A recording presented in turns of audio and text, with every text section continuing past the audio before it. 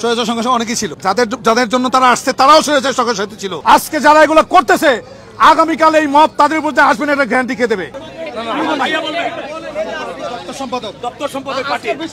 আজকে বিষয়টা হচ্ছে আমরা আজকে শুক্রবার, আগামীকাল পবিত্র ঈদে মিলাদুন নবীর উপলক্ষে আমরা একটা প্রস্তুতি সভা ডেকেছিলাম।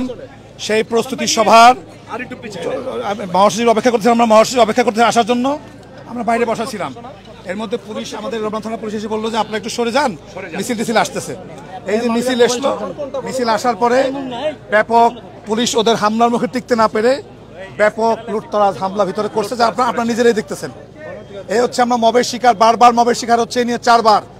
এইটা কি কোনো দেশে কোনো সরকার আছে ভাই? প্লিজ, দেশে কোনো সরকার আছে যে এইভাবে বারবার একটা আমরা তো কারো বাড়ি থেকে হামলা করি নাই, কোথাও যাই নাই, আমরা আমাদের বিষয়ে বসা, এটা আমাদের জাতীয় পার্টির নিবন্ধিত দল, আমাদের সাংবিধানিক অধিকার আছে আমাদের রাজনৈতিক কার্যক্রম পরিচালনা করার, যেহেতু আমাদের এখনো কোনো সিদ্ধান্ত আসে নাই নিষিদ্ধের ব্যাপারে বা অন্য কিছু।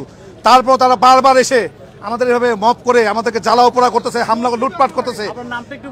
আমার নাম মাহমুদ আলম, দপ্তর সম্পাদক, জাতীয় পার্টি। একটা প্রশ্ন করতে চাই, অতীতের কর্মকাণ্ডের জন্য আপনাদের কোনো অনুতপ্ত আছে? অতীতে আমাদের কি কর্মকাণ্ড?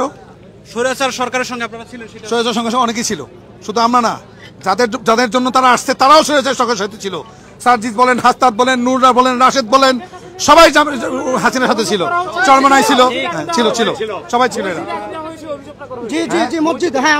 আমাদের মসজিদ ঘরে আগুন দেওয়া হয়েছে, আমাদের পল্লীবন্ধু প্রকাশন লাইব্রেরিতে আগুন দেওয়া হয়েছে, আমাদের মাননীয় চেয়ারম্যান স্যারের রুমে দোতলায় আগুন দেওয়া হয়েছে। সোজা কথায় এই মব বাংলাদেশের থামানো অতি জরুরি দরকার। মব সবাইকে খেয়ে ফেলবে। আজকে যারা এগুলো করতেছে আগামীকাল এই মব তাদের উপর আসবেন, এটা গ্যারান্টি কে দেবে? এই মব মসজিদ তাদের হাত থেকে মসজিদ রেহাই পায়নি। আমার জাতীয় পার্টি মসজিদ, আমরা এখানে বসাছিলাম। সশস্ত্র হামলা করেছে। ধন্যবাদ।